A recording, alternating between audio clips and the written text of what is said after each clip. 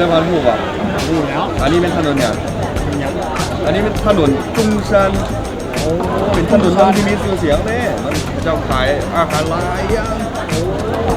มีชื่อเสียงหลายอยู่ในเมืองนันนิงแขวงเขตกวางซีนะ โอ้ฉันได้กินอาหารแซ่บๆขนาดนี้ เมียนแหละ ไปกินอาหาร ดีดี ไปแซ่บ ในกระบอกไปเศร้าลงกัน ไปเศร้าเพิ่งโอเคไปเศร้าเพิ่ง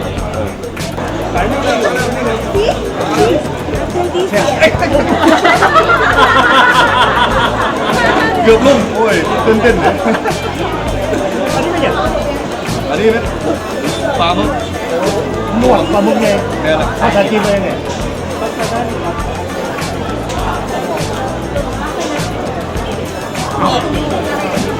ไม่อยากให้เราไปคนเดียว มีแต่เดียว จะเด็ก มีแต่ไม่เดียวเลยสองคนกินได้ แรงเพิ่ม โอเค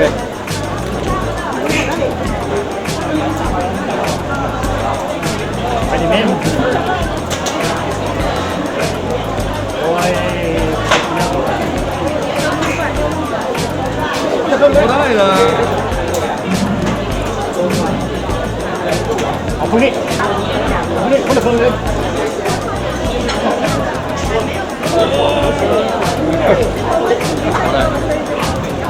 กัดเลย จับกัน กัดเลยคนละครึ่ง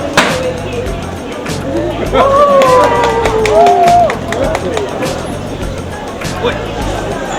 ผมมี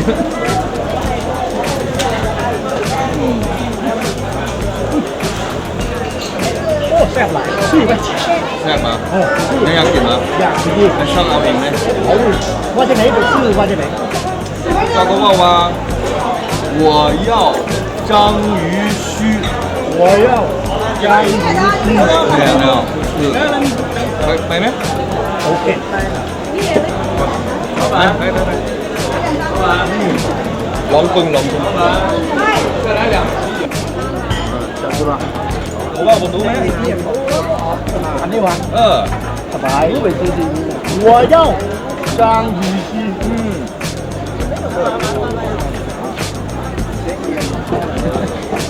我要